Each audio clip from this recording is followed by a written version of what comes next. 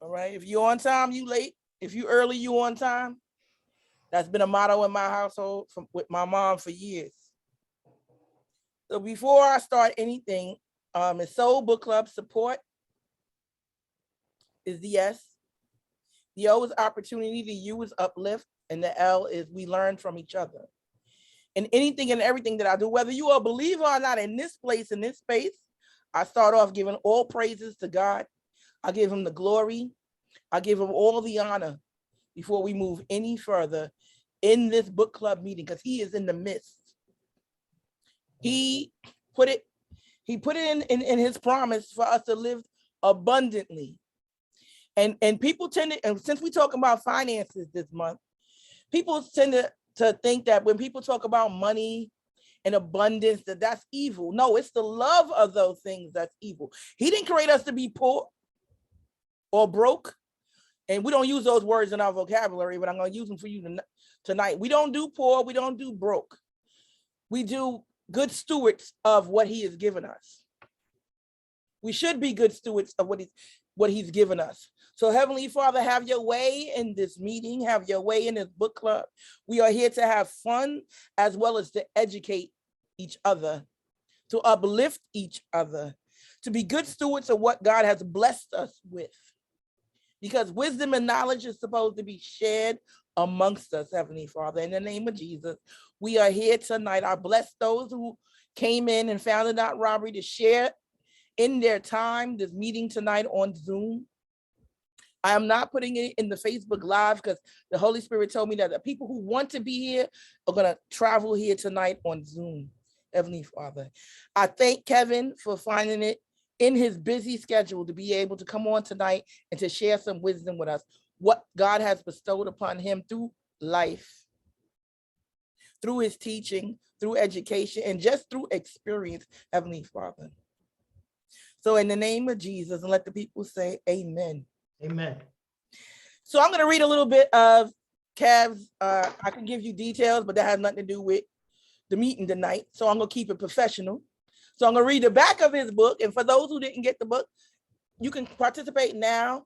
And he's going to announce later how to get the book and go about it and whatnot. And I have 2 books here, but I'm not going to tell you yet until the end of who I'm going to gift them with to someone who, when they log on.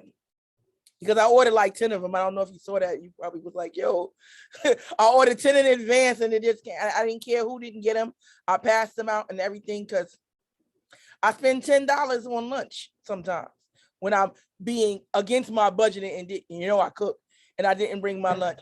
So I said I could spend $100 on my brother right here and pass them out to people who might need it.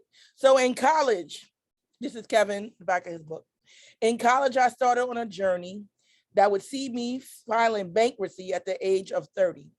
I did not understand finances and was not taught in school. We definitely wasn't.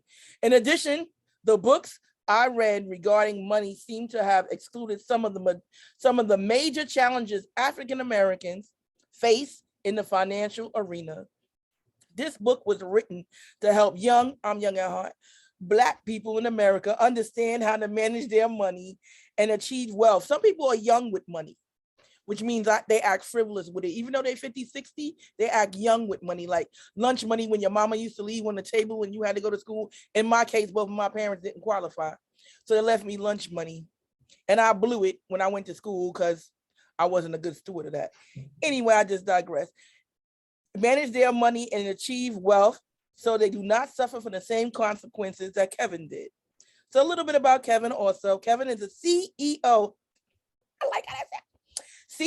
CEO and principal consult of, how do you say your business? Because I want to get it wrong. Promethean Credit Counseling. Promethean Credit Counseling, which is a full service credit counseling service focusing on personal and business credit. The company specializes in helping disadvantaged individuals understand both personal and business credit and how to leverage them for financial liberty. Prisium, right? Is that what you said?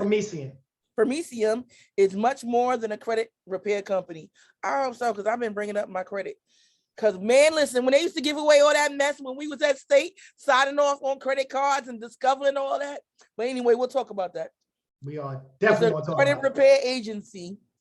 The emphasis is on counseling, and our team works diligently to provide our clients customized solutions that address their credit challenges. So let's welcome Kevin Lewis tonight. Oh, this, Yay, Kev, but tell us a little bit of something before I get deep in it that's not on this snippet about you. So definitely, well, first and foremost, T, I can't say enough. Thank you. I'm honored to be before you guys. It's a privilege for me to be before you guys this evening. T, again, our friendship is deep and wide. It goes back, like I said, 30 plus years, and it's a true friendship. It's not inauthentic. It grew out of, our bond, our immediate bond. And so it only makes sense that I'm here with you today. And I'm not here with you as a presenter or a moderator or a teacher or a professor. I'm here as a friend.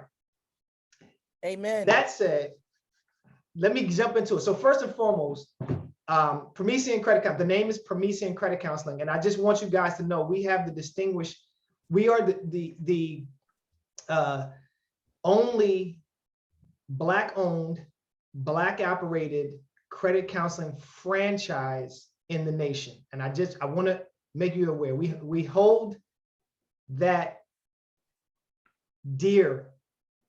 When I say we are the only Black-owned, Black-operated franchise, there are other credit counseling franchises, but we're the only Black-owned and operated one. And we are the franchisor, meaning we're selling franchises, just like McDonald's is selling franchises. So you could be a McDonald's franchisee, you can be a Promethean franchisee, a lot less money.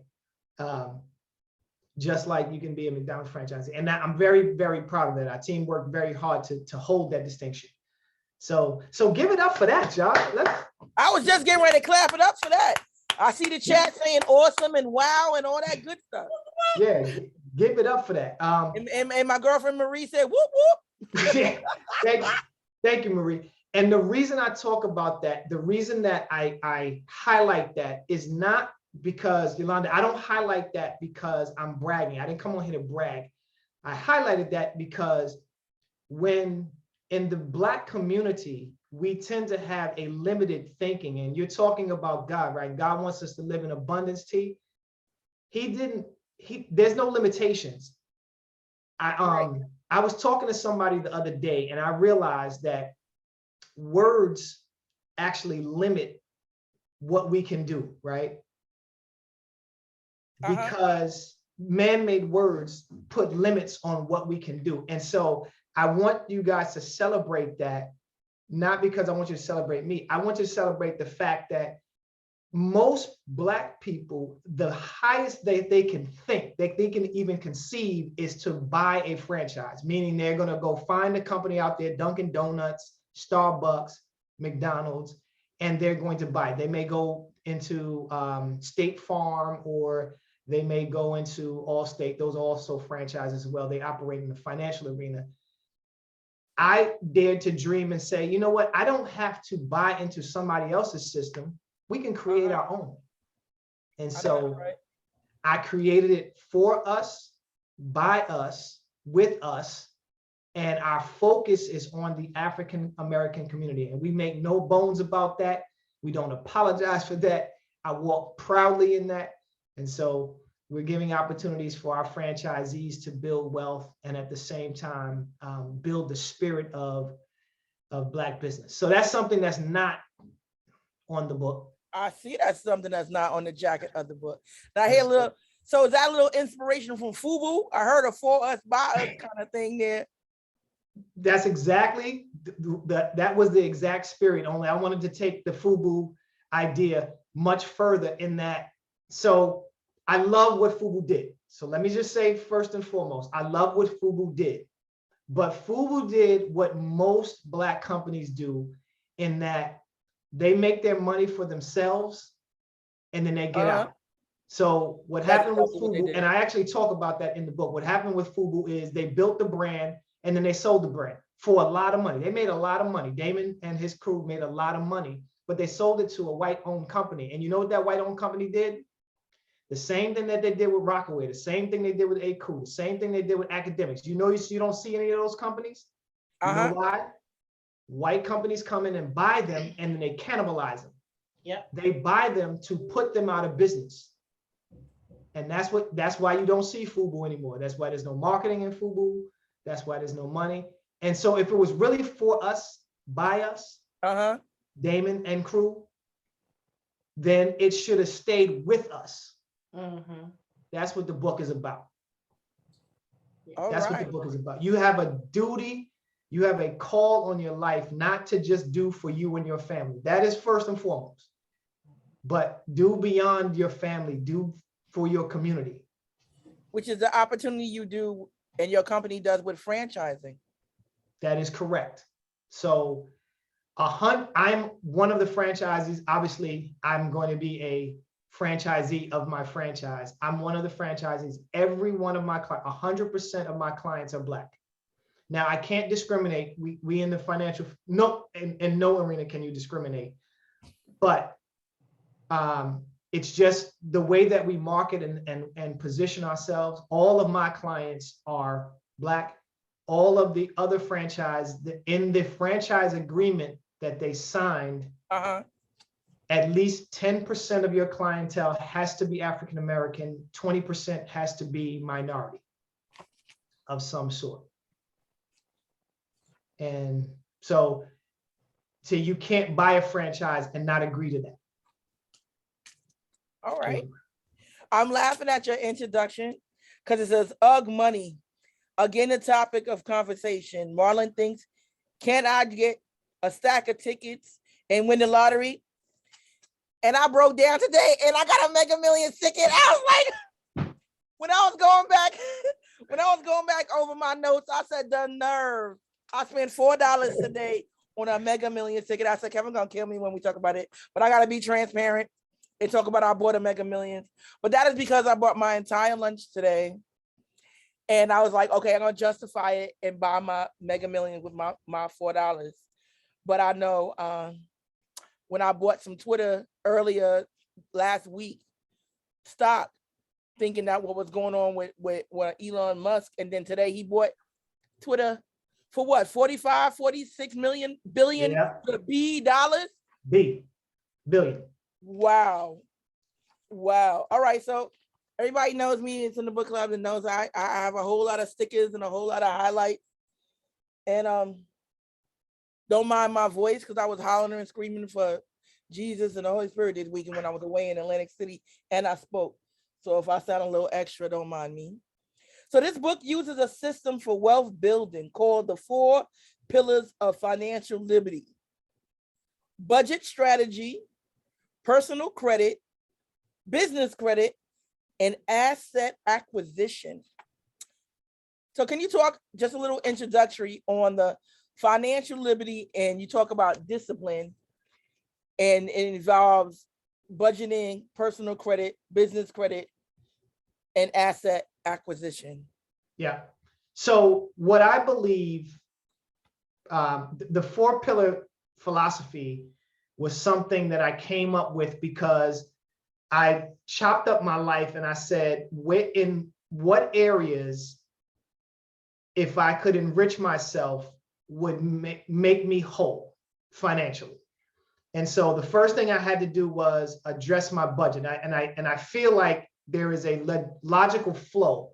So the first thing I do is had to address my budget. What is my income? What is my expenses? In my case, revenue. I don't have income, I have revenue, but we'll talk about that in a minute. But what is my income? What are my expenses? How can I increase the income? How can I decrease the expenses and still live comfortably? And that's a very huge concept in the book. I talk about, in the budget part, I talk about revenue budgeting versus deficit budgeting, and I'll talk more in depth about that. My little stickers over there. But I said, address your budget first, right? Make sure you got that. You have a method for budgeting that you're comfortable with. Once you get comfortable there, you can't live in this country. You can't live in most places in the world, but you certainly can't live in the United States of America without having personal credit. Just can't happen. You can't walk into a car dealership and buy a car cash. You can't buy a home cash. because there are money laundering laws that prevent you from being able to do that. So you have to have some type of credit. So get your credit in order. And that was a lesson from Virginia State University. You know, I tell everybody the story of my mother in high school, when I was graduating high school, got me, she co-signed for me a card. I had to remember how it was. Not authorized user, it was a co-sign. So she co-signed for me a card. No, I'm lying to you. That's not true. That's not true. She put me on as an authorized user. There's a difference. She put me on as an authorized user on her card and gave me one of the cards and said, this is for emergencies. The first day, she dropped me off at Virginia State on a Sunday. On Monday morning at 10 o'clock in the morning, I went to the mall and bought 2 pairs of sneakers. The limit on that card was $500. And I went and bought 2 pairs of sneakers. I'll never forget, I bought a pair of SC trainers that Bo Jackson used to wear, and I bought a pair of Air Force 3s. Never forget it. I paid $310 that day. Those sneakers ended up costing me $3,000 something when I calculated it over time.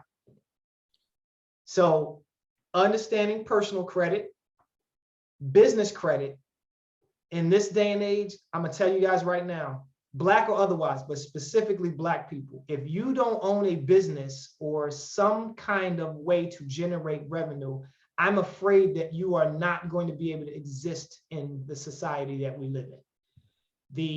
And why do you say that?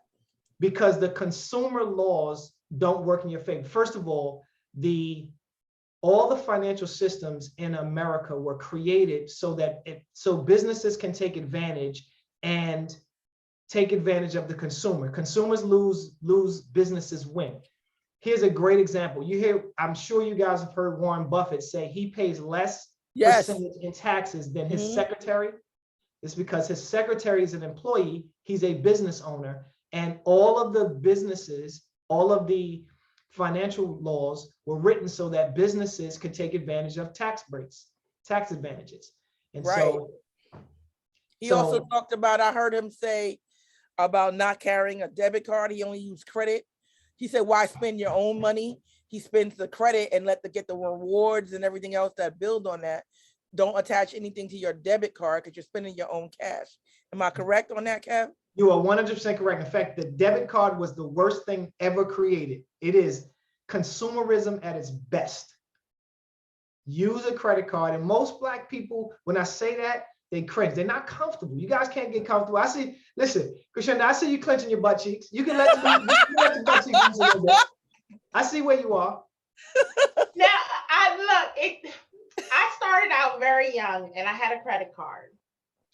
And I'm normally really good with budgeting my money, paying my bills off and everything. But that first year of college, what you get? People calling you like, hey, you need this. And I'm like, oh, I can get a credit card. So I got a little credit card, a couple $1,000, little credit line. And I was, working. So I was like, I can afford that. I said, never again. I did not have the, how you want to say, I didn't have the restraint from just spending. He talks about that in the book, Discipline. Go ahead. Yeah, so I didn't have it. So I learned the hard way at 19. By the time I was 21, I got it together, paid everything, paid that whole entire credit card off, because by the end of it, it was like $3,000, which I thought it was a lot of money in the world, which it was at the time for a college student. Sure. And then ever since then, I have never opened up another line of credit except for like a department store. But as soon as I go in, the worst kind of credit. Well, let me tell you. But let Kevin tell you about that, because he talks about that in the book. I see. But what I'm saying is but I went in the store, I buy what I need, and I pay it off right then and there, because at that point I knew I had to establish something at the young age, and I liked to shop. So that was my way of controlling the outcome of my finances, so I wasn't overspending. But other than that, I have no other credit cards. But I do have a business, and I have a business credit card. Perfect. Okay. So that's good. You are traveling in the right direction, probably at the right speed. Christina, let me ask you a question though. Let's stay on personal credit for a second, and then we'll talk about business credit at some point. Mm-hmm. Can you ride a bicycle? Yes. Okay. When you learned how to ride a bicycle, did you fall off? Yes. Okay. Did you get back on the bike? Yeah, I did. So this is the thing that I tell people when you're applying financial principles. We apply life principles to our lives, but we don't apply those same principles to our finance. So you got hurt by credit. When you fell off your bike, you got hurt a little bit, maybe not a lot, or maybe a lot. I don't know. If you learn to ride like me, you got hurt a lot. But the point is, you fell off your bike, you got hurt, but you didn't let that deter you from getting back on the bike. And at some point you learned how to ride a bike, and now you can ride a bike pretty proficiently, right? Correct. But you learned through the hurt.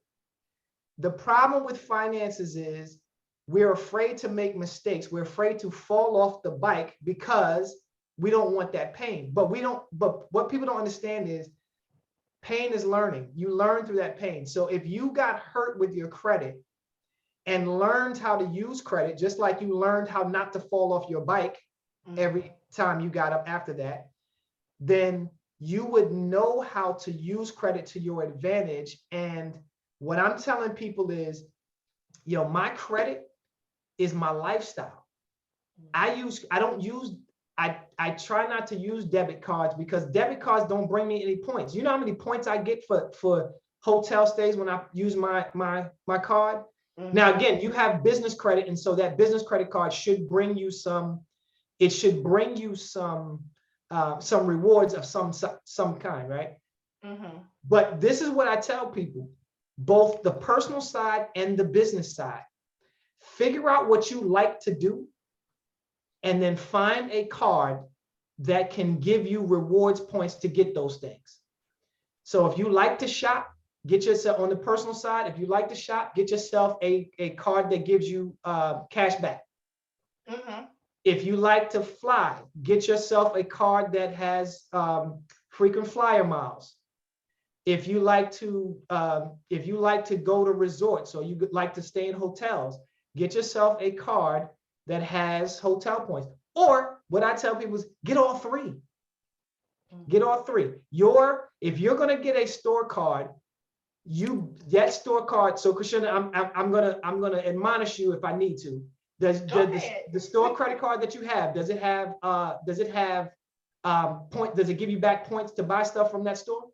I get 5% cash back. 5% cash back. Okay. So then you get 5% cash back at that store or anywhere? For that, I think it's just that store. Fine. I think it's for that one, that store, and my other one is at 3 different stores.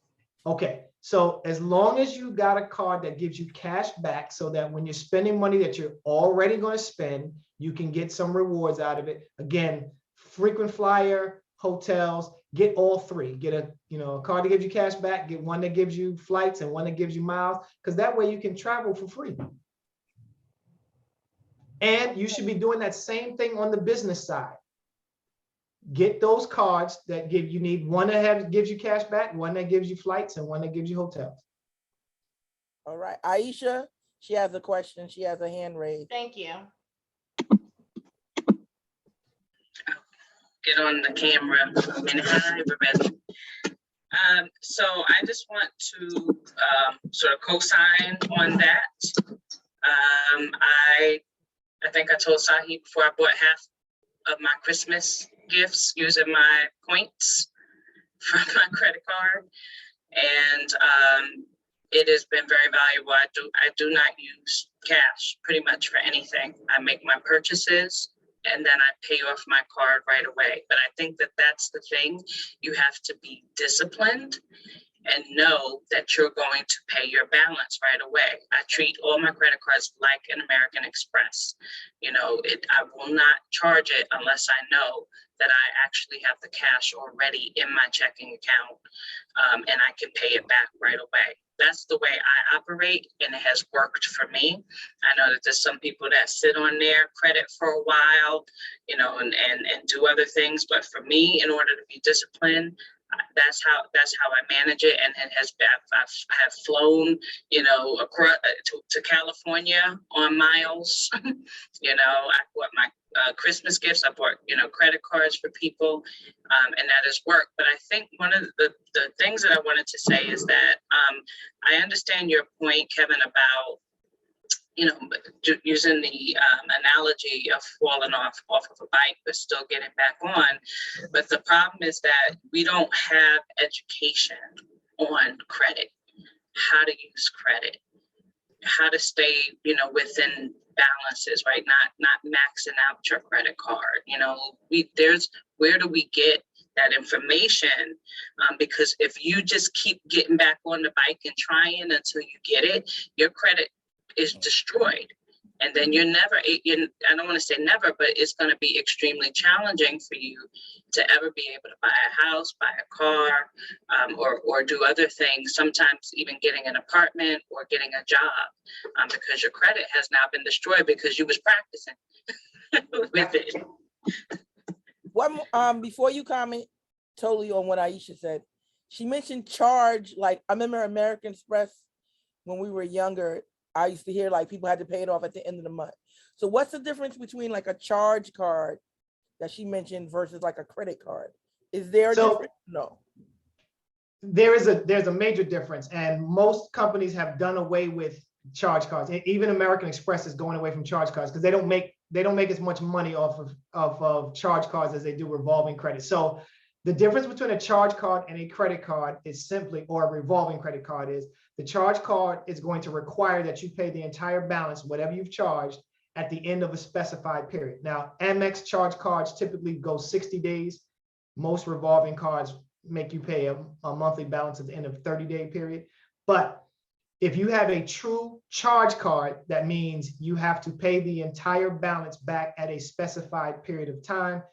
Discover and Amex are the companies the two major companies that, of course, still have charge cards. And like I said, Amex has almost done away with their charge cards. They don't even issue those anymore. So Wow. You had to be grandfathered. And I'm sorry, I hope I didn't cut you off. If you want to still talk anything that Aisha mentioned, if anything you want to touch on, if not, I can move on. Yeah, so Aisha, you're 100% correct, which is why I'm here today, which is why I wrote the book. And so let me tell you a little bit about the structure of the book, if you guys don't mind. The first thing about the book was, so I read a lot of books that talked about finances. I read, you know, Wealth Gurus, I've Dave Ramsey, I've read Robert Kiyosaki. I've read, all the wealth gurus. You name them, I've probably read at least one of their books. The problem that I have with all of them, or that I had with all of them, is all of them approach life as if you have resources to start the conversation. They don't talk to the Black condition, which is we don't grow up in households where talking about money is a thing. In fact, that's grown folks' business. I know y'all have all heard that, right? I know I'm sure I'm the oldest person on here, but I know I'm not the only person whose parents were like, or parent, as in my case, who said, we don't talk about money. That's grown folks' business. We don't talk about our paychecks. We don't talk about our checking account. I love my mother. My mother did a phenomenal job and still does a phenomenal job raising me because I'm still a kid. But the thing is, she was not conditioned to talk to me about budgeting. I didn't learn how to write a check from my mother. I learned it from watching somebody else at Virginia State. She gave me the credit card, but she didn't tell me about what goes into calculating my FICO score and what happens if I don't pay the credit card, and how much money I'm going to pay for each charge if I continue to pay the minimum or don't pay at all. Because one, those are not conversations that she was used to having, and two, she may not have known all of the information that she needed to know. My mother always had a great credit score, but I think it was just because she just paid her bills on time and didn't really figure out why. So the answer to, or the statement about that I want to make is, the book was written so that someone at Virginia State University who is 19, 20, 21 can understand these principles so that they don't fall into the same holes that I fell in. I wrote the book. It's a very easy read. It's probably, I think it's like 100 and some odd pages, and some of those pages have just diagrams on them. So it's really about 80 pages worth of reading. And I did that on purpose. It's under 100 pages, yes.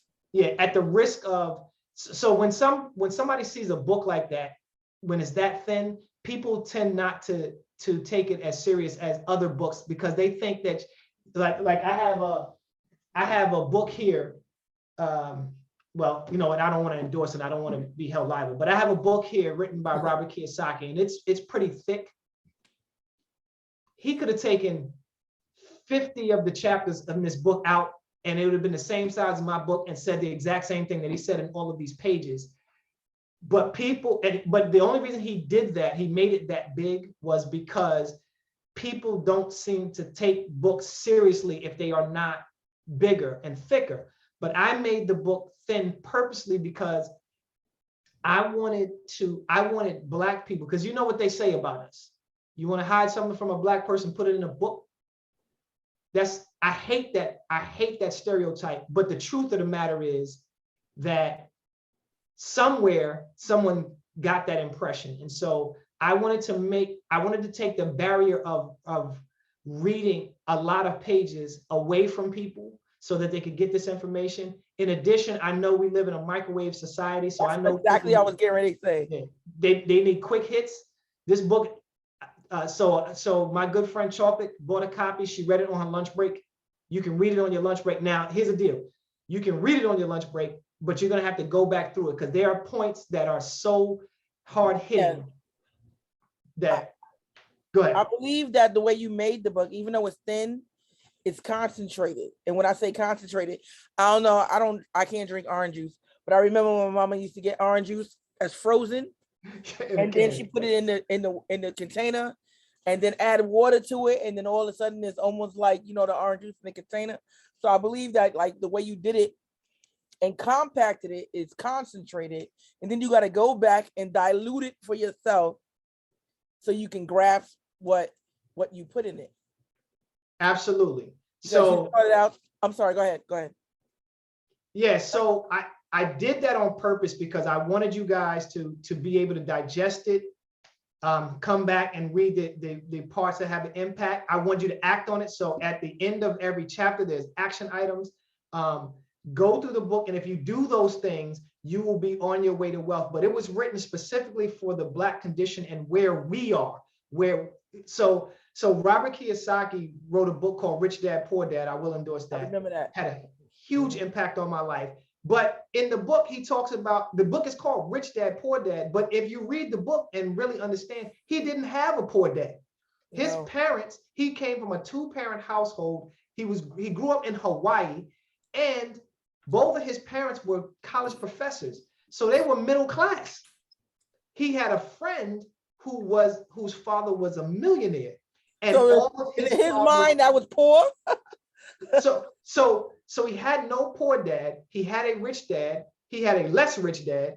But the deal is the fact that his friend's father was a millionaire and his friend's father's friends were all millionaires gave him an education he couldn't help.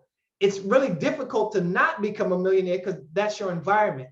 You know, we look at the Kardashians, for example, right? They're not super talented. They don't bring a lot of new knowledge to the world, but they grew up in an environment with a bunch of wealthy people. So it stands to reason that they're going to monetize all of the assets they got, and emphasize the word assets. I was going to say, because we had some videos from stuff that we did back in the days. We'd be rich as a mug, but go ahead. Listen, see, if I could get paid just $1 for some of the stuff that I got recorded, listen. But anyway, so the thing is, they grew up in environments that fostered wealth. I can't tell you right now, I don't have any registered millionaires in, well, that's not true. That's not true. In my entire family, though, I can count on my hand how many legitimate millionaires there are in my entire family, right?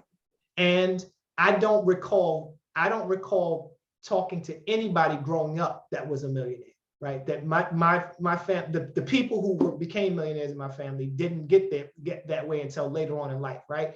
So that is where I find most Black people start life, right? The communities that we live in don't see a lot of millionaires. So the education is going to come from you. We have to seek. And so I have provided a resource. I'm not the only Black person writing out there about Black wealth, but find the Black wealth writers, learn them, get into forums with them, and get them on Zoom like you got me on here.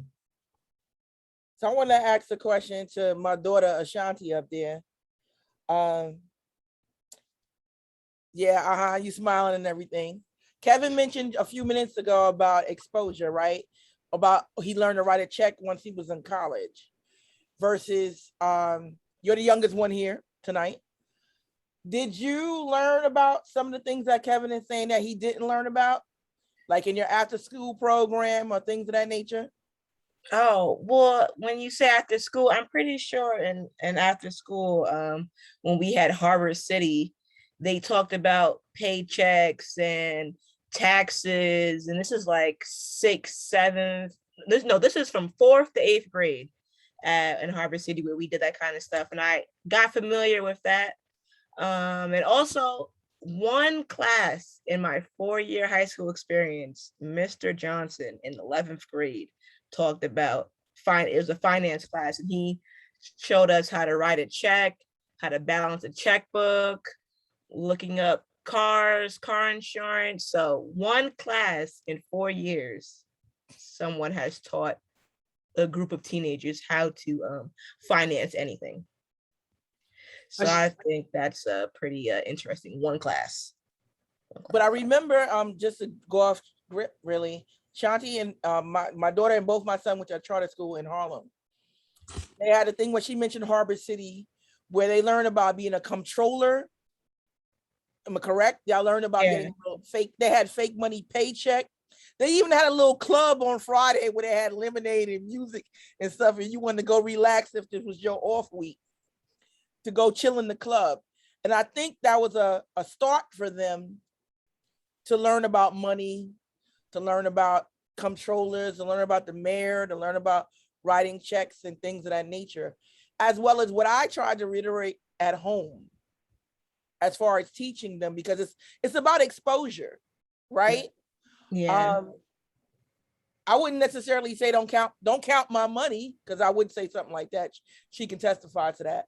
But I would also be like, budget, learn. Yeah, And there's some people who are spenders and some people aren't, but we'll talk about that later. But I just wanted to touch on that briefly, because Kev mentioned about some people when they got to college and older is when they learn about check. So Yolanda's husband, my bro in love, said the same thing. He didn't know how to write a check until later on in life. And I also wanted to go back and Chocolate, the LSO says, the book is interactive, and once you see your answers, you will put things in financial order. But we'll touch back on that. But I wanted to let Kev know that some people had a little exposure to some of those things, which is a good thing. But I think it should be much more at that kitchen table, at that dinner table, to talk about finances, to talk about investing. I talk to my children for the longest about not wanting to just be an employee, but to be a business owner in life.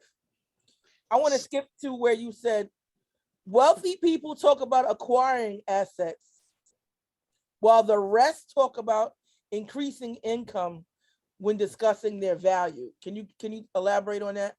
Absolutely. I'll elaborate on that by asking the group, what is an asset? Y'all can put that in the chat, or you can unmute yourself. Yeah, unmute yourself and just jump in the conversation. What is an asset? Something you own that's unencumbered. Well, It what's doesn't have any liabilities on it, no debt on it. You own it free and clear. So first things first, there's no one's ever gonna be wrong. I'm just gonna work to make you righter than you are. So someone else said also, valuable item you own. That was E1 or EI. I'm not exactly sure. But she said, valuable item you own. So are those the final entries? You guys cool with It those? says something like a home, 401k, and stocks. Crescenda said that. Okay, so those things, home, 401k, stocks, are examples of what could be assets. And the reason I asked the question, I kind of set you guys up for this, and I apologize, I had to put on my reading glasses. Getting old is rough. Somebody says something you own that can turn into cash. So you're not wrong, but I'm going to make you righter.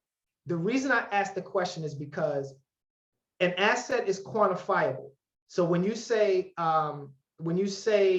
it's valuable, you have to quantify value. So value to me may not be value to you. So valuable is not the only way that you can describe an asset. Simply put, an asset is anything that generates more money than it costs to maintain it. And so let me say that again. An asset is anything that generates more money than it costs to maintain it. And why I would say, when most people put up a home as an asset, I tell people a home is not a real asset. It cannot be an asset until you have made more from it than it costs to maintain it. And there are two ways to make money from a home. So let me stay there for a second. There are two ways to make money from a home. You can buy it and sell it for more than you purchased it. However, this is where the home as an asset has to be discussed in detail, and people miss this. If you buy a house for $100,000 today and you keep it for 10 years and sell it for $200,000 10 years from now, most people think you had an asset. However, if you spent $10,000 a year maintaining it, putting a new roof on, paying the taxes on it, paying the utilities on it, then you do not have an asset. What you have is a liability, or you actually broke even. You don't have an asset, you broke even. So you're going to have to sell it for at least $210,000 for it to have been an asset. The only other way to have it be an asset is if you buy it and you rent it for more than, again, the entire cost of the maintenance. Again, you've got to rent it for the mortgage if you have a mortgage on it, plus the utilities, plus the taxes, plus the maintenance, any maintenance. And you have to take into account all maintenance, right? And so you really have to understand that equation, that quantified equation. An asset is anything that makes more money than it costs to maintain it, however that is the case. Got it? And so when I say wealthy, Can I ask a question? yes. So there could be a future income generation or future benefit from it, right? Like if you happen to own your home and you've been paying and you have a mortgage on it, right? Mm-hmm. And so then you have say your mortgage is $200,000, but the value of your home is $400,000. So you have Mm-hmm. $200,000 equity in there. Can you speak to how you view that equity? And then the second thing is, can it be an asset just knowing that in the future you can sell it or rent it out? The answer to the question is no, because that's how they have gotten people with the American dream. there is no, an asset is not something in the future. An asset is present. Now, it could have future value that's greater than, or it could have future revenue that is greater than the cost to maintain it, but it is not an asset until you are recognizing more money in than it's costing to go out. So take the example that you have on your home, right? You say you bought the home for $200,000, and over time the equity or the value increased to $400,000. But if that time, let's say that time was a 10-year period of time, did you pay taxes on it during that 10-year period of time every year? Yes, you did, because you can't own a home without paying taxes. Did you pay insurance on it? Yes, you did. Did you pay electric bills on it? Yes, you did. All of those things are money that went out, which is why you can't view it as an asset, because you're spending money on it that's not making you any money. Now, the day that you sell it, if you sell it for $400,000 and you add all of those things up, the mortgage of $200,000 plus the entire 10 years of you paying the taxes and the insurance and the electric bills, if you added all of those things up the day that you sold it, and those things equaled $300,000, you sold it for $400,000, then you had a $100,000 asset. Now, the way the banking system and the financial system works is you can leverage the future value into assets like cash, right? You can go in and borrow, you can borrow money based on the equity of your home, and you could use that money and invest it into something else, another property that started generating you money. But that thing is not an asset unless it is generating more in income than it costs to maintain it. And here's the deal, guys. I didn't come on here to argue with you. I didn't come on here to be contentious, right? And I didn't come on here to really kick anybody in the stomach. But this is the problem with the Black community.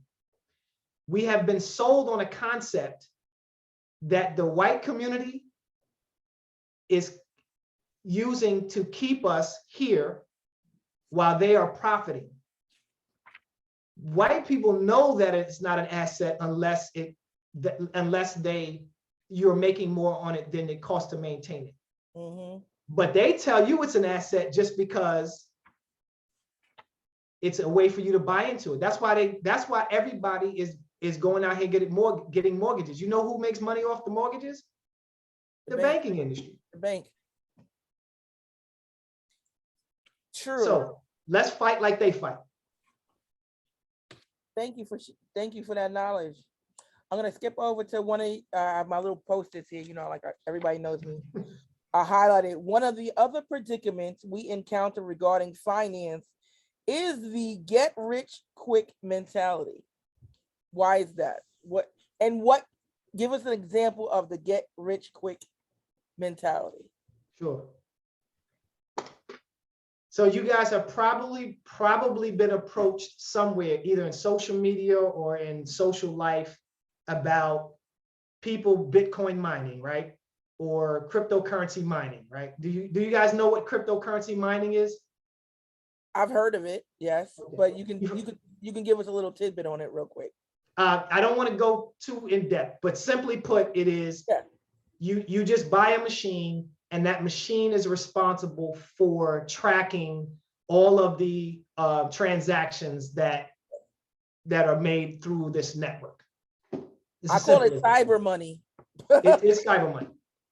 Okay. But that's the new thing, and they're catching a lot of people, not just Black people, but a lot of people, because they're saying you buy this machine for $1,500 and it'll make you $8,000 a month.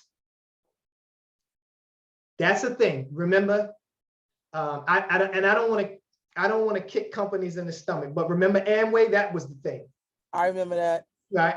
And remember Tupperware, that was a thing. And remember, and you know the first communities they come to when they come up with these things, they come to the Black community because they know.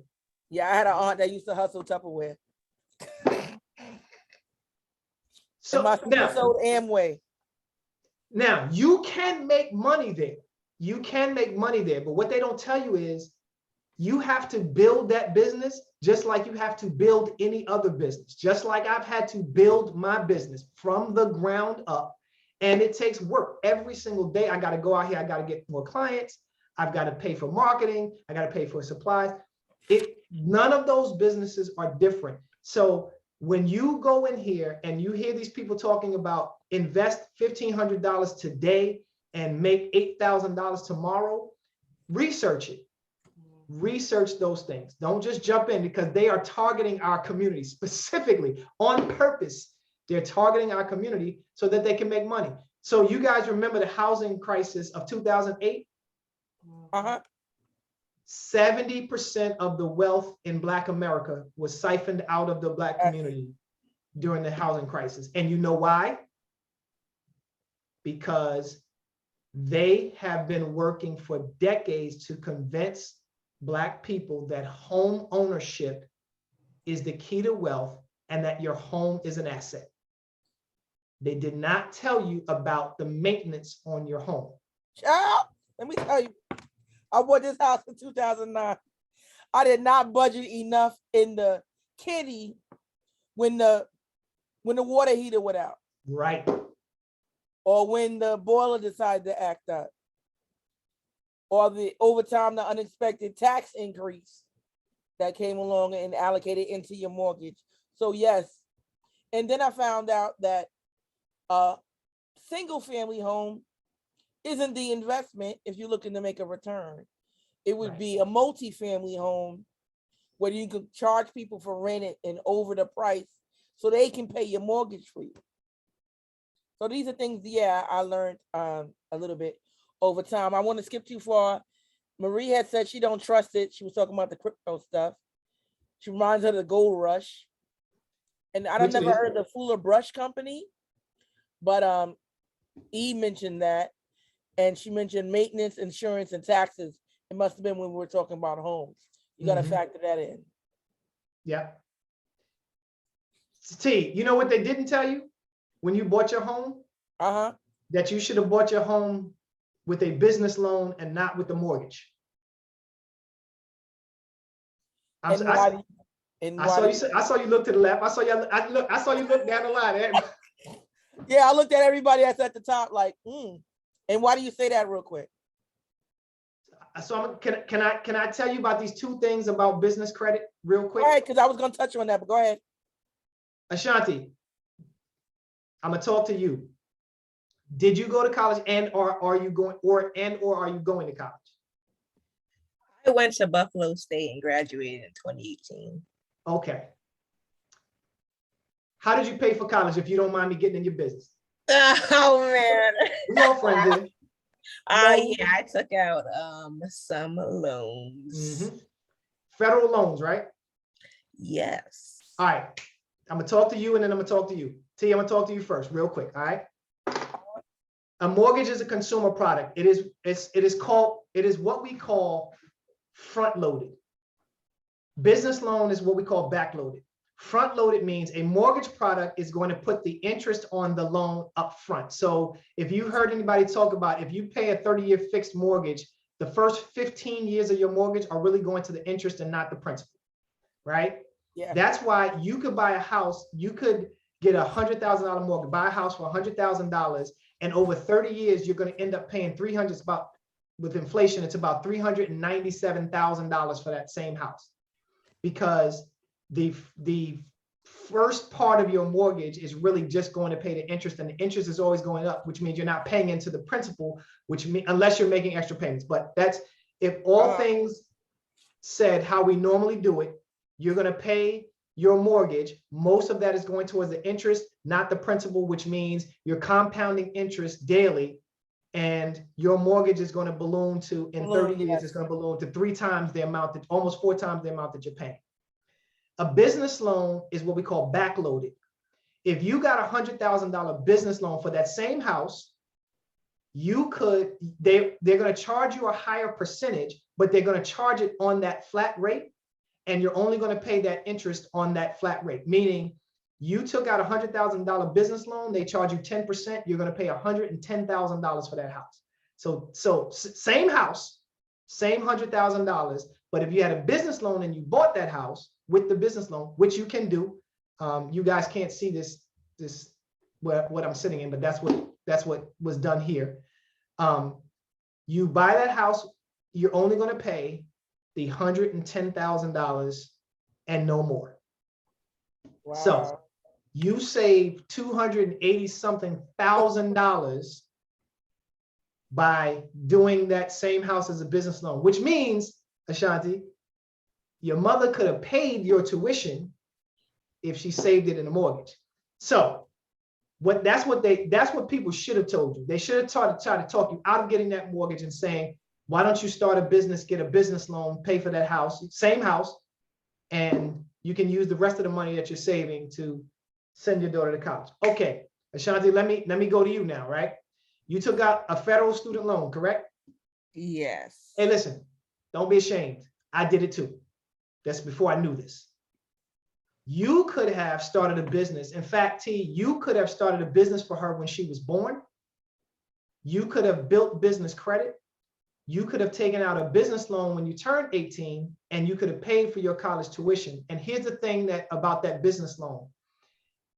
Ashanti, you cannot default on that student loan. In fact, you could actually, I don't want to be morbid, but you could default on that loan and they're going to keep coming after you. They may come after your family. They may come after your wages. They may come after your life insurance policy.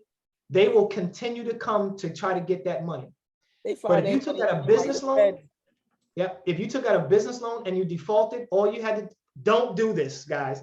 Let me give you the people's eyebrow. Don't default on a business loan. However, if you found yourself in a place where you could not pay back that loan for going to school, you just dissolve the business. You're not on the hook. I mean, they'll try to collect the money, but you're not on the hook for it. They're not going to come collect your wages. You could start a new business the next day. Take out a new loan. They can't come after it because isn't that what that orange dude did, Trump? That's exactly what he did and what he continues to do. Wow. That's exactly what he did. That Mar-a-Lago. So all these people that you know, listen, I don't want to talk about him. Let's stay in the Black community. So yeah, but I know that's what he did. Yeah, when Jay-Z says, I'm not a businessman, I'm a businessman, what he's saying to you is he no longer exists as Sean Carter. He exists as the business, either Rock Nation or whatever. He has several of them. And all of the houses that they live in, all the cars that they drive, all the vacations that they take, they're all paid for through these businesses, financed through the businesses. Do the same. So E had said, is it too late for to turn around the mortgage now? No. Build your business, get a business, build business credit, go get a loan, take that loan, pay your mortgage off, and then pay your business loan back as best you can. That's what I'm working on now. And then Ashanti wrote loophole. And then Marie said, come on. So I want to move ahead a little bit because, like I said, this is concentrated. Y'all need to get the book if you didn't get it already, if y'all getting these nuggets now. But you mentioned, what are your financial goals? And I want people to think about it because he mentions that in the book. This year, we don't necessarily want you to answer now, but keep in mind, we are going to talk about that. What are your financial goals this year, 3 years, 5 years, and 10 years? Write down the names of all the people you know that have a net worth of 100K or more. And then he says, if you had $1 million to spend, write down all the things you would do with it. I think wasn't we talking about that, Ashanti, in the car coming back from Atlantic City? But that's another story. Write down all the books you have read in the last year that discuss wealth building principles and what you learned from each. So my daughter put it in text me on the side. We're going to talk about budgeting. That's the next thing. It says personal finance highlighted budgeting. I have a Alright. slogan that I always say, my budget don't budge, but carry on, Kevin, and talk about budgeting real quick. All right, so what I want to highlight and emphasize is there are two ways to budget. There's what's called revenue budgeting and what's called deficit budgeting. I'm a revenue budgeter, I'm not a deficit budgeter, and I'll tell you why. So let me flip those around real quick. So deficit budgeting means writing down all of your revenue, or I'm sorry, let me talk personal side. So this is the personal side. So income. If you're talking personal, it's called income. If you're talking business, it's called revenue. Since I don't exist as an individual, most of the time I talk in my business, but I'm gonna jump back over to personal. So Ashanti, you're gonna write down every bit of income that you get, wherever it comes from, right? You write it on a line. And then write down every one of your expenses. Now, Ashanti, this is very, very important. And I put this in the book. When I say write down all of your expenses, most of us, if I tell people to write down the expenses on a piece of paper, most of you are going to write your major house bills. Maybe you'll put your credit cards on there. But Ashanti, what I want you to put on there is roller skate. I'm a heavy roller skater. So He knows you roller skated, Shanti.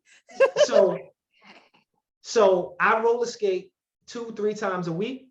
That's on my expenses. Travel. I like to travel. I like to eat, and I like to eat good food. I don't eat fast food. I'm not shaming, there's no shame here, but I like to eat. My meals typically cost me $35 or better per person. So I put that in the budget. In fact, what I tell people to do is for 90 days, track every one of your expenses and then average those out and find out what you're spending on each one of those expenses per month. Put those on expenses.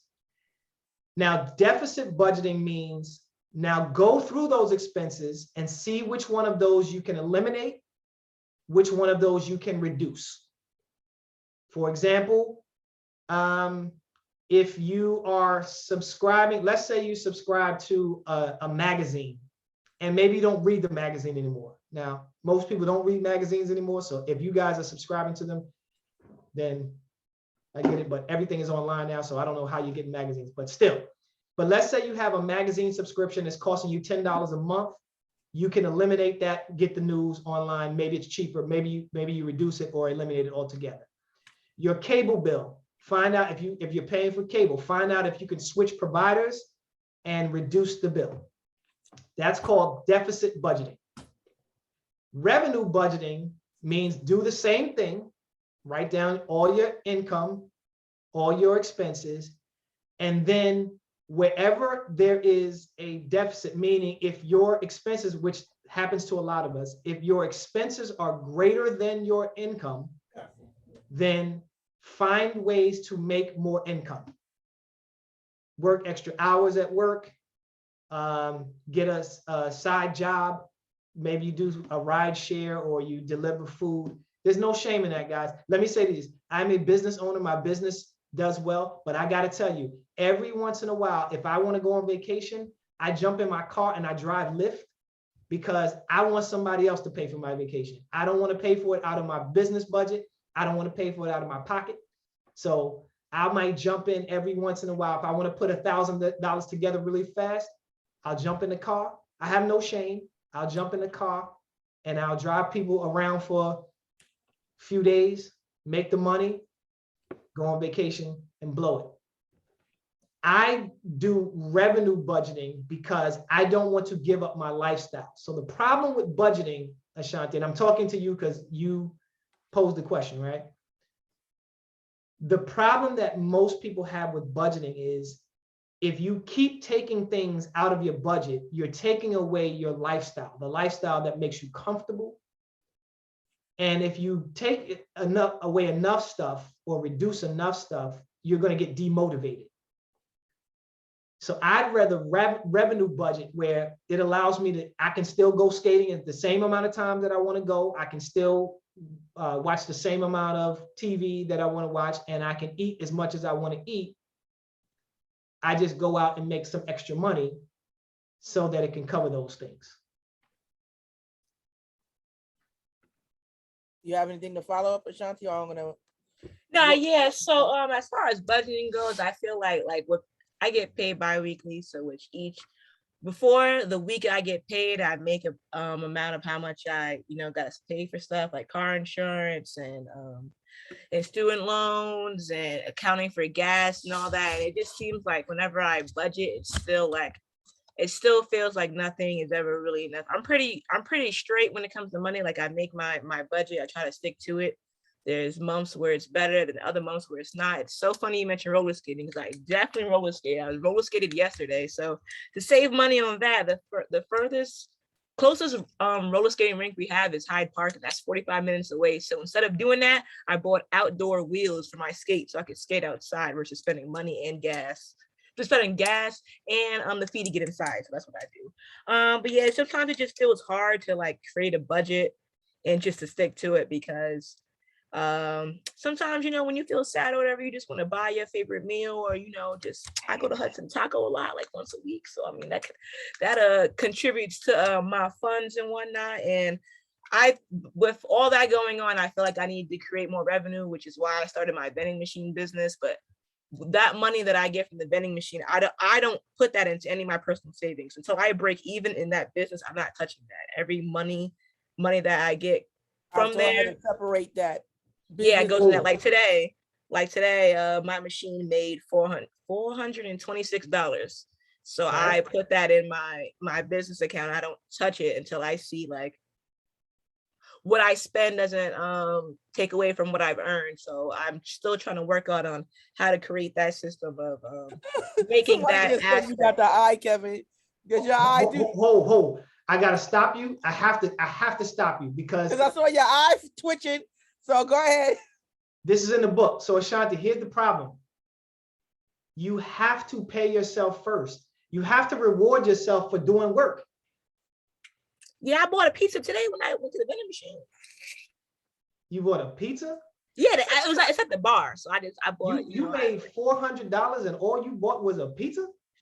Cause I didn't. Ashanti, $100 of that $400 has to come out and you have to put it in your pocket as a reward for starting the business and working the business.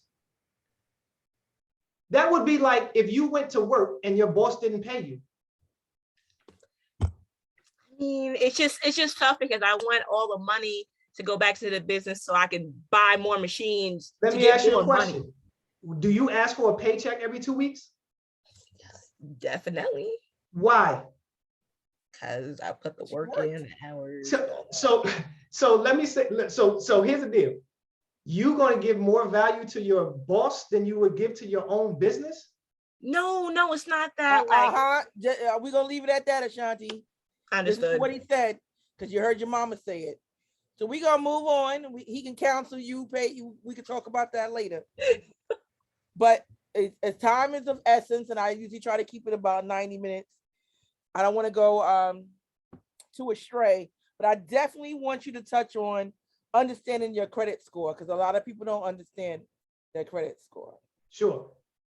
It's made up of 5 components: your payment history, how well you pay your bills, your credit utilization, how much credit you've used versus what the limit on that credit is, your credit age, which is how long you've had credit. It is your new inquiries or hard inquiries, and is your credit mix, the types or the 3 categories of credit, and whether you have them in each. So let me go back over those things because each one of those has a percentage and each one of those has some things that you need to know about it. So payment history is the most heavily weighted. It's 35% of your score. And if you have a late or missed payment in your payment history in the last 24 months, it could take you 18 to 24 months to get the points back that you lose. So let's say you make a late pay. Let's say you make a payment 2 weeks late, past the reporting date. You could lose 40, 50 points. It could take you 24 months to get those 40, 50 points back of you paying that same bill on time every month. And in personal credit, you paying early or paying on time, no difference. So just be careful about paying your credit card, paying your bills late, the ones that are on your credit, paying them late. Right. After 24 months, they don't hurt you. So if you've missed a payment and it's more than 24 months since you've missed the payment or made a late payment, then you're fine. Credit utilization, you take the limit, take your outstanding balance. You get a percentage of that. You don't want the percentages to be higher than 25%. 30% is the industry standard, but I say 25% because I'd like my clients to keep it lean. Okay, 25%, no more. So don't use more than 25% of the limit. If you have a card that has $1,000 limit, don't use more than 250. Be disciplined about that. Credit age, again, is how long you've had the credit. You want to have 7 years or more worth of credit. Be cognizant of this fact. Let's say you had one credit card on your credit report and you've had it for 10 years. If you go apply for and are approved for another credit card, they're going to take the 10-year credit card, the 0-year credit card, they're going to divide by 2. Your credit age goes from 10 years to 5 years. So just be aware of that. Okay. They put that in there to keep credit scores down. I won't go off too far down my girlfriend EJ is on here and we talk about credit a lot, but I made the mistake of, oh, I got this money, I'm gonna pay off the card. And what I did was I paid off the card, but my ignorance and naiveness at that time, I closed it. Yeah. My score tanked like 25 points. I thought I was doing something good by paying it off, which I did. And then EJ was like, no, you shouldn't have closed it. You should have left it open and bought something for $5, $10 every once in a while to establish a history. That was sage advice. Now you know. Yeah, after the fact, I told her after I did it. She in the chat laughing at me. But yeah, that was a lesson that I learned about keeping it open just so I could have the history established. And find a friend that has a long history, jump on as an authorized user, you'll get it back. Awesome. Can you talk about repairing your credit a little bit before we go? Yeah, but let me go through the last two first. Oh, okay. I'm sorry. Go ahead. So there's inquiries, hard inquiries, and there are two types of inquiries: hard inquiry and soft inquiry. Hard inquiry means you're going to lose 3 to 5 points in your credit score. That means they use all of the components of the credit bureaus to determine whether you're credit worthy. A soft inquiry means there are no points lost. They're just going to use some cursory information. Every time you go to a creditor, ask them, can they do a soft pull before they do credit? Most of them will if you just ask, but we don't ask, so they're not obliged. If you ask and the person says no right away, keep asking until you get to somebody, because some people may not even know that their company will allow them to do that. So just see if you can do a soft pull. That way it doesn't cost you any inquiries. You don't want to have more than 3 inquiries in a 2-year period. Right. 2 is about the max. And so if you go in to get a mortgage or you go in to get a car loan, you'll see a lot of times they'll shop your mortgage around or they'll shop your car loan around. Tell them don't do that. Tell them I want you to because each hit brings your score down. No. So let's say you go into a car dealership to get a loan and they run your credit 9 times. It's only going to affect your score 1 time. So it's only going to affect your score 3 to 5 points. But you'll have 9 inquiries on your credit report. And when you go to apply for an American Express card, they're going to see too many inquiries on there. So you don't get hit with the points, you get hit with the denials of credit. So when you go into the car dealership, tell them, I only want you to run me through 1 bank. So figure out what bank you think I have the best chance of getting approved at, run my credit there. Or do a soft pull, find out what bank you think is going to work best, and then apply for that through that bank. Okay. All right. Inquiries fall off 2 years to the day that you got them. So be aware of that and use that to your advantage. And then the last thing is credit mix. There are 3 types or 3 categories of credit. There's installment, which means you pay the same amount every month, no matter what the interest rate is. That's a mortgage, car loan, student loans. There's revolving, That is, you pay a different amount no matter, depending on the interest rate and depending on what you use, that's a credit card. And then there's open, which is you pay the amount depending on the interest rate and the amount that you use, but you have to pay back at a specified period. And that's like an Amex charge card. And so the thing to know about those things is you want to have a 2-3-2 relationship. You want to have at least 2 installment accounts, 3 revolving accounts, 2 open accounts. Did I go too fast with that? Say that again for the people in the back, the last one. Yeah, you want to have a 2-3-2 relationship. 2 installment accounts, 3 revolving accounts, 2 open accounts. Go ahead, Aisha, I see your hand.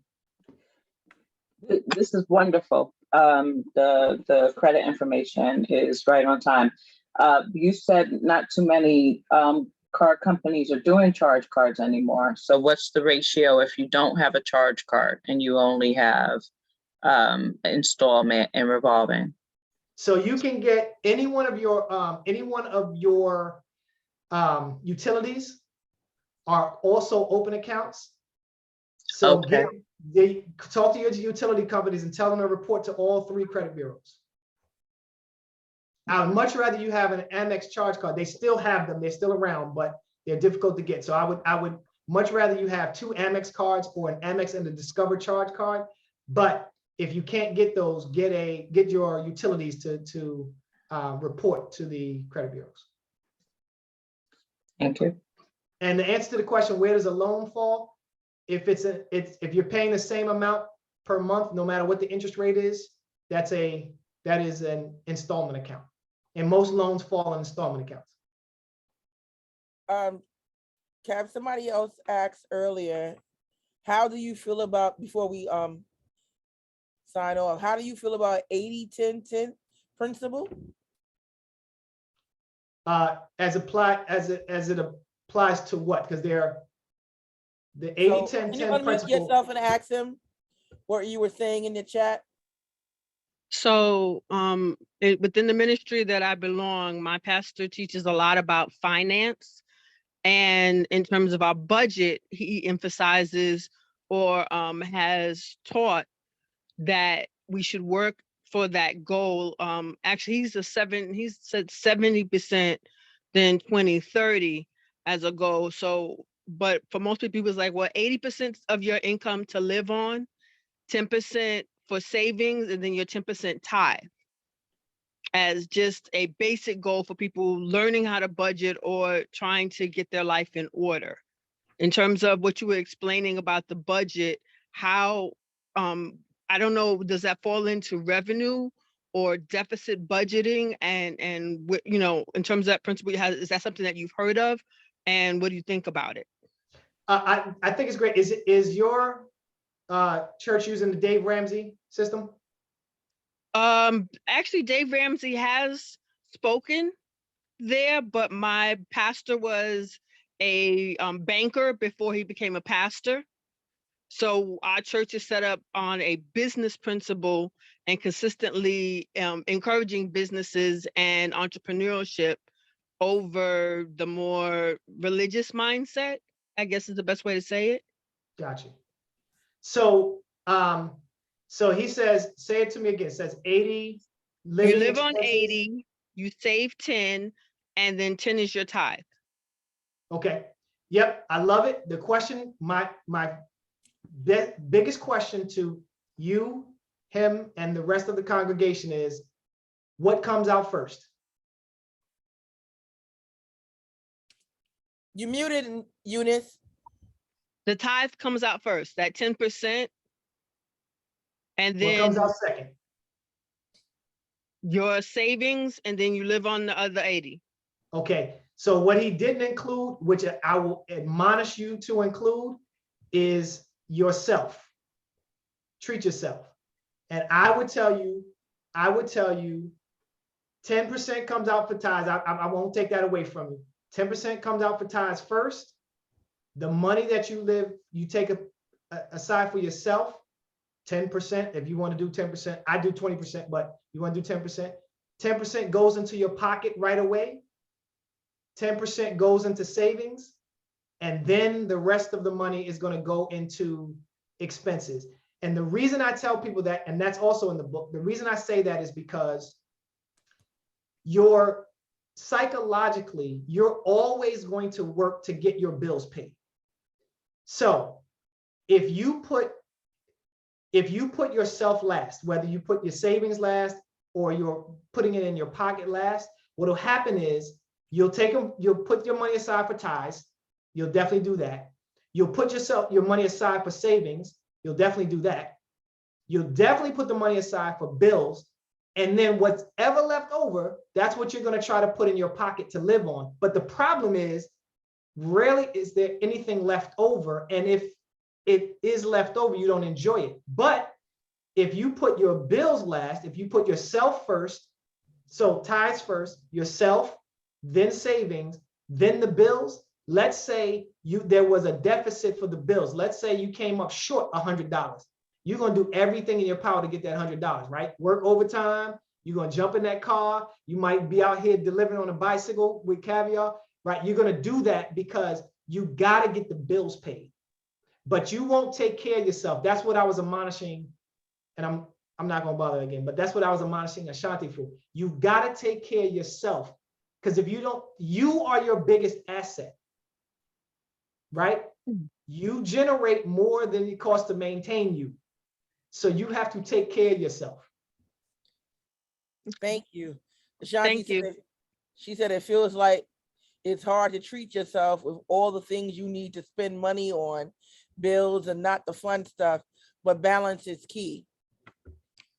Which is great, because Ashanti's in the prime position at 26 years old that she's upstairs in the Zoom meeting with her hard struggle in life. But I get it, sister. Ashanti, I am my most expensive bill. I am on my Excel spreadsheet as an expense, and I'm at the top. I'm the very first expense. Before anybody else gets money, Kevin Lewis gets paid first. And my name, my full name, including my middle name, is on the top of my expenses. Because Pico doesn't, I live in Pennsylvania, so yours is Con Ed, mine is Pico, right? Pico doesn't care about me, but Kevin Lewis does.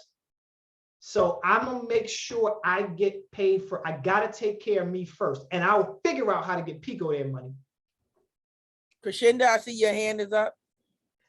No, I wanted just to say this tidbit because it's very interesting. Because my husband and I had this conversation a couple of months back, because we're always looking at ways to budget, and he budgets completely different than I do, but we're on the same page. So I normally just put all my money into my savings, pay the bills, separate everything. And we sat down, he was like, wait a minute. He says, so what are you paying yourself? I said, I put it in my savings. I said, if I want something, I just get it out the savings. He says, but what are you paying yourself? I was like, whatever money's left over, if I got $20 here, $30 here, I'll go out and I'll do this. He says, no, pay yourself. So go back to you, Ashanti. I was just like, I'm not going to have the money to pay myself. Come to find out, I had the money to pay myself when I started paying myself. And then I realized all my bills were still getting paid and I was still paying myself. And then I didn't feel like I didn't have the money as I was before, thinking that I wasn't going to have it to pay myself. But, so all of us in here, I'm hoping we all look towards a higher power. And I was just like, you know what, God is going to provide. He has always provided for me. So when I started paying myself, I started seeing things opening up more. And I was like, where did this money come from? Oh, okay. Thank you, Lord. Let me put it over here. But that's just something I learned from paying myself first, which I wasn't doing before. I was just throwing it all in my savings. So now I got a nice little kitty for myself, to go back to what I said earlier, that I like to shop. So now I don't have to ask him. You know what I find, and see, I know we're gonna go over a little bit, and I apologize for doing that. Is it okay if we went over a few minutes? You a little bit that packs a punch. So go ahead. So here's the deal. Most of you guys, I can tell, are God-fearing, right? And you guys live on a principle that you're not living on. Tithing, the principle of tithing is paying yourself first. That's what it is. It is literally paying yourself first. When you tithe, you take the first 10% of the crop, you put it in the storehouse of your own storehouse so that you have something for the next, to plant the next crop, and to, but it's for you to live on. So you guys are giving the church money. God, what do you think God is doing with that money? He doesn't need that money. He's not taking that money. It's the principle. The principle is pay your, that's what tithe literally means, pay yourself first. So my question to you is, if you're not going to live a human principle, that's fine. Why wouldn't you live a God principle? He told you to do it. Why wouldn't you do it? Come on, I ain't come here to preach though. I didn't come here to preach. I didn't know you had that in you, Kevin. I didn't come here to preach to the people. I didn't know you had that in there, Kevin. You got some ministers on the line and some evangelists there and everything. We like, oh, okay. Y'all tell me that y'all know what tithing is. You tell me that you know the Bible, but research it. And you don't just take my word for it. Go find out. Find out what tithing really is, what that really means. Okay, before we close out, does anybody have any questions or comments or to add to that? And at the end, I'm gonna give Kevin the opportunity to drop a jewel and a mic drop for us before we sign out. Don't everybody speak at once. You can unmute yourself, and if you have a question, or I have 2 books in my storehouse. Is anyone interested in the book? The first 2 people that say something in the chat is who I'll send it to. Oh, that's 1 down, Yolanda. Oh, Yolanda and Eunice. Maria, maybe I'll pass mine on to you, or when's your birthday and I'll hit you up. So Yolanda and Eunice, I'll send you guys the 2 books that I have from my dear friend Kevin here. Thank you. And Marie said, okay, she'll order one. Very good. Very good. Support the brother. I'm sure he'll appreciate that. Does anyone else have anything to add or Q&A? I'm going to open it up right now. Or y'all all here looking at y'all phones and your accounts and your checkbook like, woo! Yolanda raised her hand. Go ahead, sis. Oh, I was quiet most of the time because I had my punk butt in my arms and he was making a bunch of noise, but I was in here just like flabbergasted because I've been doing a lot of different research and stuff like that. I was talking to a young lady who actually does some financing. I had to switch over my life insurance to make it more feasible for the future and all this other kind of stuff. And right now I was like, my problem has been in the past that, I mean, to God be the glory, I've never had necessarily a problem with keeping finances or paying bills. It's the problem of trying to find a way to invest it for it to grow. Because God forbid something happens or whatever, I don't have, once you stop working, right? Like nothing's coming in. So the problem is like, if you have it, how do you keep it growing? Because it's not going to grow under your mattress. It's not going to grow, just sitting in a safe somewhere. You have to find a way to actually create an income while you're sleeping, basically.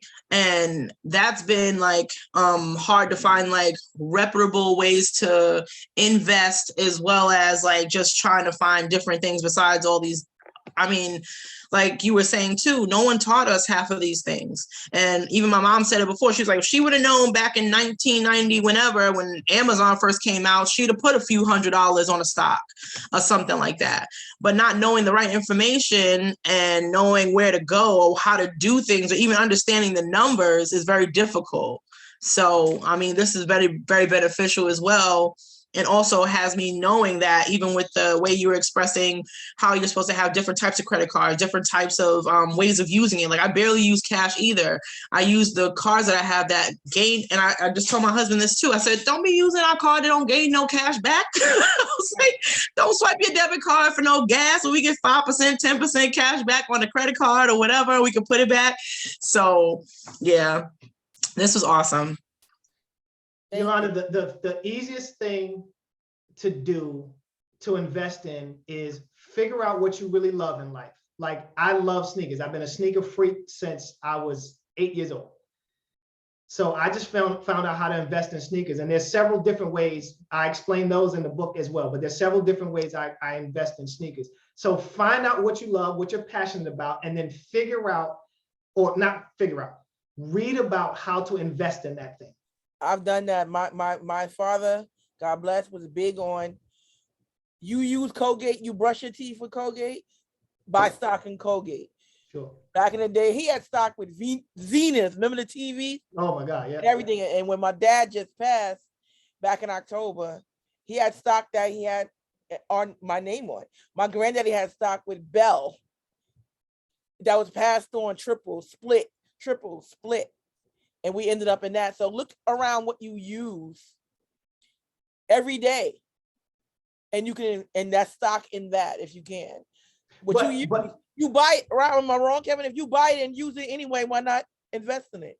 So that's a good philosophy. See, I don't invest in the stock market though, because I can't control the outcomes. So when I say, so that's what I said, read about how you can invest in it. And let me just, like I said, I know you had a time limit on this thing. Go ahead. I so apologize. So Yolanda, here's how I invest in sneakers. I can't invest in the stock market because again, I can't control it. Don't have enough control over it. So what I did was I bought a pair of sneakers. I bought a pair of Jordans that were pretty rare, and I just sold them. And I sold them for a profit. And then I kept doing that. I just kept flipping them and flipping them and flipping them because I know sneakers, right? I'm already wearing the sneakers, so I know how much they cost, and I know how much they increase in value. So that's what I did. Now, if you want to invest in the stock market, certainly do so. I'm not discouraging anybody. I'm saying find out what you're passionate about first, and then research the ways that you can invest in that thing. And they may not be traditional stocks, but see, that is not to say don't invest in stock. Yes. Yeah, I got you. It's what your comfortability is. Whatever you're comfortable in, there's always a way to invest in it. Ashanti, do you have one more? And then we go to Eunice after that. You're on mute, darling. That was a grandma move. I would say that I think that people need to start having these conversations more with their friends. For the past year and some change, I think now, me and a couple of my friends get together once a month where we talk about our goals for the month, for the year, for the next 3 months. We talk about things, we want to accomplish together, separately. And then as of February last year, we started pooling our money together to invest in a business. At the moment, I don't remember what it is at this moment, but we've been investing money since last February. That's like, so right now, like I'm at like $1,000-something just from something we started like a year ago, and gonna continue to grow it until we have enough money to invest in like a profitable business. So just like stuff like that, like I feel motivated. Accountability group. Yeah. I call us power moves. We didn't give each other a name, but I gave us a name. But it's just nice to talk to my friends about moving forward in life with money goals, friend goals, and just goals overall. Awesome. Well, you've done a lot more than most people, and I commend you for it. Keep doing what you're doing. Thanks. And Eunice said, do you have any jewels for this post-pandemic world while student loans are frozen and with growing inflation?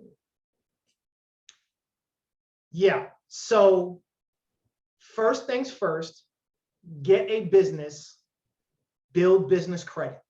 Come off of personal credit, come off of living personal, because there's so many, this is the time. So while you're not spending money on student loans or whatever else you're spending money on, spend money, invest it in your business, because all of the laws were written so that you could take advantage of a business, build a business, and then invest through that business.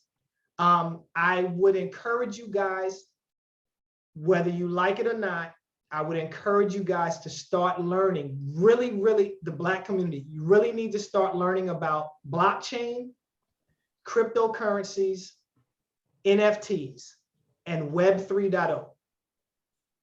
Say that again. I'm going to put those out there. I'm going to say it again. Learn about blockchain, cryptocurrencies, NFTs, and Web 3.0. Okay. And the reason I'm saying that is because these things are here. They're not going anywhere. They are going to be the new frontier. And at minimum, if you don't learn about them, if you try to hide from them, you're going to get left behind. And if you get left behind, you'll be talking the same thing that somebody's parent or grandparent said, I should have invested in Amazon. I should have invested in Amazon, Cisco, and a couple of other things from back in the days. So that at minimum, that's what's going to happen. You're going to get left behind. But at maximum, you're going to lose out on the opportunity to make an investment into something that'll live well beyond you and the next 2 generations behind you. So learn about it. Learn everything that you can about those 4 things I just talked about, and start integrating them into your life little by little as you get comfortable. Thank you. Ashanti put QQV is her vending company. So she goes, QQV is taking investors. So you asking for investors, you better be working on that business plan I talk about. And don't come with me with a little notebook down here and a piece of paper. I said I'd be a silent investor. Even as your mama, I'm a businesswoman. Come up with your plan. Come up with your plan. Because this is talking business, not personal. And the real question is, Ashanti, the real question is, if you get the money, will you know what to do with it? Definitely. I have another location I'm trying to get at, and I'm gonna be there this weekend with my business partner. Thank you. Gotcha. Yeah, she's definitely. It's almost like both of my children, they come down and ask me, can they go somewhere?